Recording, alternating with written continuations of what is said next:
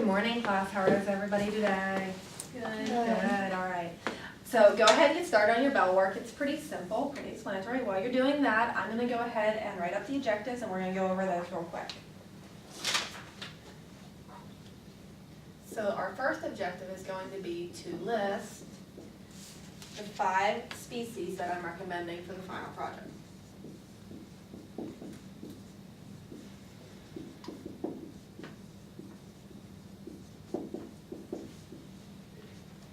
The second objective is to provide your choice to me.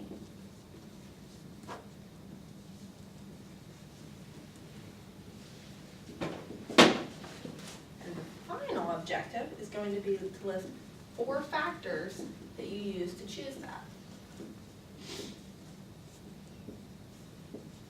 All right, so everybody kind of got their bell work complete here? Okay, all right, let's start talking about it then. So, who has ever dreamed of owning their own business? Megan, have you? Yeah. What type of business have you wanted to own? I want to own a big greenhouse and sell lots of flowers and vegetables. That's awesome. Anybody else ever dreamed of owning a business? Yeah, Billy? I want to own a charter boat fishing business. That's exciting. How about you, Quinn? I want to have a show cow facility. Sweet. Very cool. How about Jesse and I already own my own business. I run Show Cheap. Excellent. Excellent. How about you, Brittany? I have one like kind of started, but based on my plan for after I get done college, because I already have that done, I'm going to have a horse training and showing facility. Very cool. So everybody's interested in owning their own business, which is awesome because that's what we're going to be talking about today. What you have a question, Billy? I also own my own business like Jesse too. I did chores at home and my parents gave me an allowance. Okay, well, that's not really owning your own business, but it kind of is. I have to pay taxes on it. Well, yeah, but you're kind of working for them, so. All right. The second part here, this entrepreneurship. Has anyone ever heard that term? Jesse? It's an individual who runs their own business and like runs a business that nobody else has ever heard of, like starts it from the ground up. Okay, an entrepreneur. That's one way of looking at it. Anybody else have anything else they want to add to that? How about you, Billy? What do you think? Any ideas about what an entrepreneur is? Someone who takes on a challenge. Very good, takes on a challenge. What else comes with taking on challenges? You make lots of money and become really rich. Well, yeah, but now that's an interesting point because by taking on those challenges and there's the possibility of becoming rich, but what goes along with that possibility of becoming rich? Possibility of Yes. flow. Correct. So an entrepreneur is someone who takes on a risk. So that's very cool. And then the next thing we're going to do is, as of today, you all are business owners. Yes, I think so. So even if you had a business, we're going to start another one today, or maybe we're going to build off the one you already have. So does everyone know what the term agribusiness is? It's agricultural business. Good, something to deal with a business in agriculture. So actually, everything that you guys listed, we can relate back to dealing with agriculture in some way. Because even your fishing boat comes back to harvesting and producing food, so we can relate it back to the food system. So now, in specific, what you are going to do is you're going to be owning a farm and operating a livestock business. Since this is our animal science class, the final project in this class is going to be starting and developing your own business plan. And when you leave here, one of the things that I want from you is I want this to be a project that you can leave here and take it home and use it. You know, everything we learned throughout this whole class we're going to put together into one project, and then you're going to be able to take it home and put it to use if you so choose. Or maybe you don't want to put it to use right away, but maybe 10 years down the road you decide you want to. Yes, Quinn? Do we get to tailor it to the species that we want?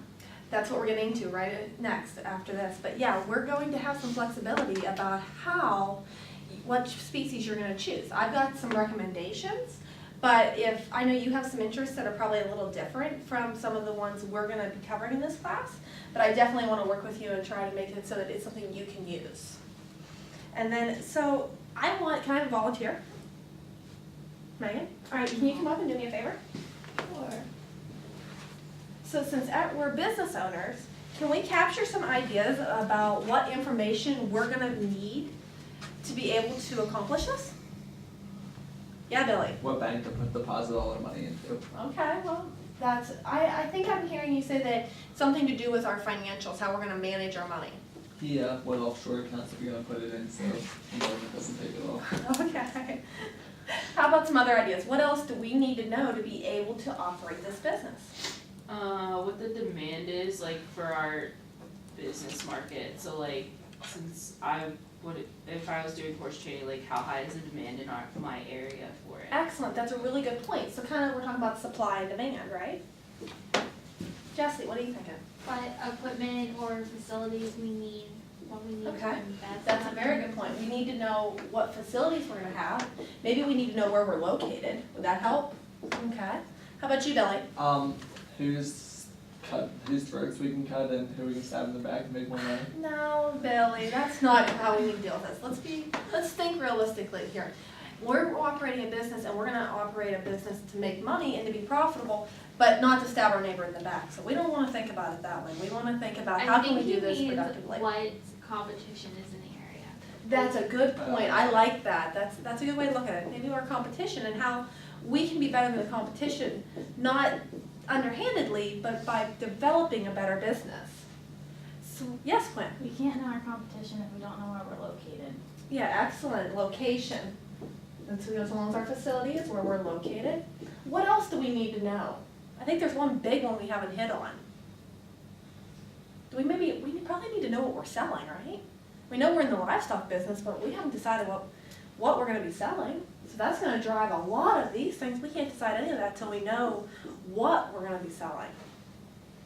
So what else do we probably need to know? I know, Billy, you're worried about the money of it. Yeah. Do you need to know if you have 3 animals or if you have 300? So do we kind of need to know our size and scale? Yeah. Probably need a size and scale. Would stocking density be under that? Yeah, there we go. Because that'll tie into not only our size and scale, but our facility and location. We're gonna need to know how big our facility is in order to figure out what size we can be. So that's a really great start. You can go ahead and have a seat, Megan. So, tell me, how are we gonna make this business successful? Any ideas? How are you gonna make money, Billy?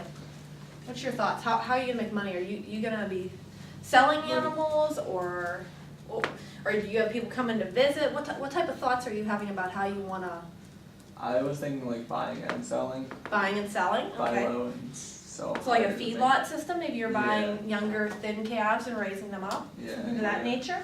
Turn You had it your on. hand up, Megan.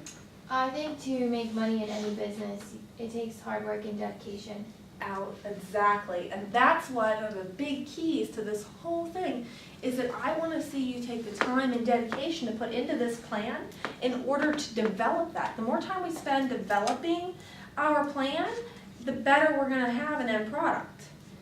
So, if we're gonna sell our animals, then how are we gonna stay in business? You'd said buying and selling, right? So if we sell animals, then we have to have a plan for how we're gonna replace those animals. So, and then if you're gonna breed, how many and what's your plan gonna be? And then we talked about our supply and demand, but one of the other things we probably have to think about is our market. Who are we selling to? You know, are we going to be selling to a show niche market, or are we just going to be selling to the broader feed market lot? So, the first thing we're gonna focus on is what you're raising, because this final project is going to encompass our entire units that we're dealing with this class semester. So, as you can see posted around the room, I have different pictures. And each of these pictures is a unit that we're covering in this class. We're going to be doing one with the small ruminants, which encompasses our sheep, and then encompasses our goats. And then if you turn around and look behind you, we're going to move from there into beef cattle production. And then over here in the far corner, we're moving to swine production. And we're going to wrap up this class with horses. So this project's not something we're going to do right away. I want you to start thinking about it, and I want to start developing this plan because we're actually going to conclude everything at the end. But we need to kind of figure out where we need to go, the road we need to build to get to where we want to go. And then, as you mentioned, Quinn, well, what if one of those areas really isn't what I'm thinking? So I have up here another all other interest one. And this will probably be a little more difficult because it's not some of the information we're covering. But as I said, I really want this plan to be something you can take home and you're going to be able to use. So, when I say go, I want you to get up and move to the animal that interests you the most. What questions are there? Okay, go.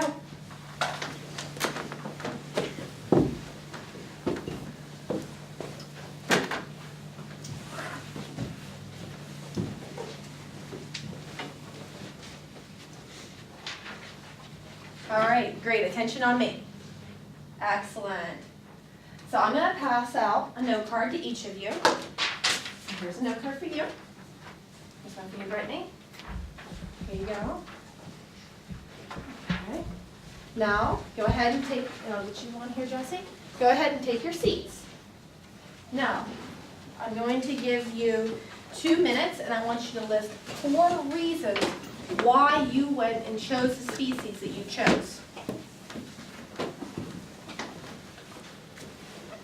Go ahead and, yes, Billy. What are those instructions again? I want you to take your note card and I want you to write on the very top, we're going to write what species we chose. And then underneath that species, list 4 reasons or factors that you use to choose that topic. And when you get done doing that, I'm going to need you to flip the card over and write on the back your name.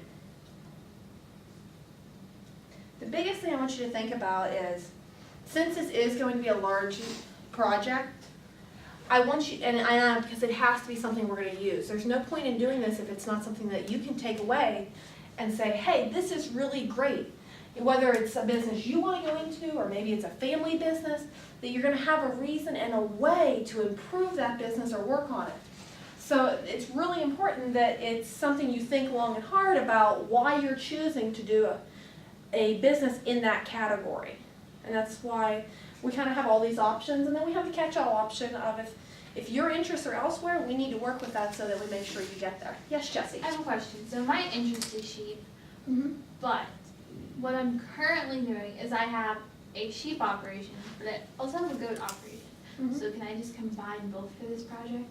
It would be better if you choose one. Because what you're going to end up doing is sheep and goats don't eat the same. So you're going to end up having to run 2 simultaneous projects. So I would prefer to see you do one project. So just pick one project. It would be instead of better if running you, both. yeah, Okay. it would be much better that you pick one project. Yes, Quinn? I thought they made sheep and goat feed that both could eat. It doesn't work. There is sheep and goat feed, however, one of the things about it is the copper requirements within the sheep and goat feeds are very different. Sheep can be copper toxic, whereas goats need copper.